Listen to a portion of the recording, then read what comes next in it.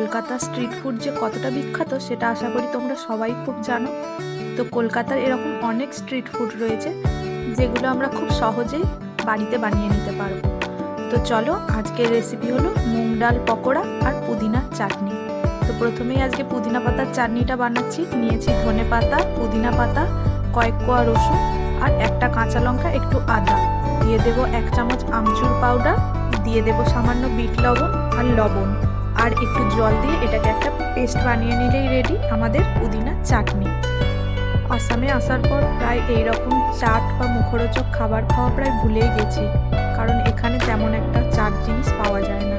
এখানে আমি কিছুক্ষণ আগে ভিজিয়ে রেখেছিলাম এই মুগ ডালটা। তো মুগ ডালটা আমি এরপর ভালো করে ধুয়ে নেব। ধুয়ে এটার একটা পেস্ট বানাবো। তো প্রথমে মিক্সি জারেতে আমি দিয়ে দিলাম মুগ ডাল, দিয়ে দিলাম আদা কুচি আর কাঁচা লঙ্কা কুচি।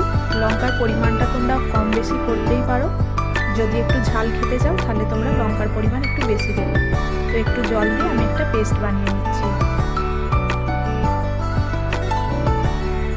দিয়ে দেবো এতে নুন, লঙ্কা গুঁড়ো, হলুদ গুঁড়ো, জিরে গুঁড়ো, ধনে গুঁড়ো, আমচুর পাউডার, ধনে পাতা কুচি আর পেঁয়াজ কুচি।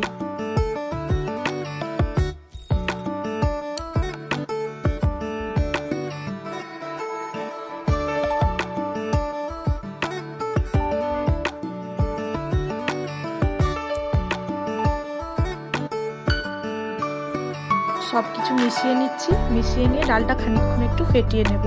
এটা ফেটালে বড়াগুলো একটু নরম হবে, ক্রিস্পি হবে। আমি এতে সামান্য একটু বেকিং সোডা দিয়েছিলাম, লিপটা নেওয়া হয়নি। তো চলো এরপর এগুলো ভেজে নিই। তো প্রথমেই এখানে তেল দিয়ে দিয়েছি। তেলটা ভালো করে গরম হয়ে গেলে বড়াগুলো এক এক করে ছেড়ে দেব। গ্যাসের আঁচটা লো টু মিডিয়াম হিট করে রেখে ভালো করে এগুলোকে এপিট এপিট করে ভেজে নেব। মামাবাড়ি গেলেই দিদা প্রায় এরকম পয়সা দিত আর বলতো যা দোকান থেকে কিনে নিয়ে আসকে যা। আমার মামাবাড়ির পাশেই একটা কাকু এগুলো বিক্রি করতো, আর আমরা বিকেল হলেই রোজ ফুচকা, চুরমুর, ডালের পকোড়া কত কি না কিনে খেয়েছি তখন। এখন এইসব মুখরোচক জিনিসগুলো বাড়িতেই বানিয়ে নিই, গিয়ে তো আর খাওয়া সম্ভব নয়। তাই আজকের রেসিপিটা তোমাদের কেমন লাগলো অবশ্যই কমেন্ট করে জানিও। ভিডিওটা ভালো লাগলে চ্যানেলটা সাবস্ক্রাইব করে দিও, লাইক, কমেন্ট, শেয়ার করো, অবশ্যই পাশে থেকো। ওপর থেকে একটু বিট নুন ছড়িয়ে সার্ভ করেছি। তাহলে আজ আসি, দেখা হবে পরের একটি নতুন রেসিপি নিয়ে, নতুন ভিডিওতে।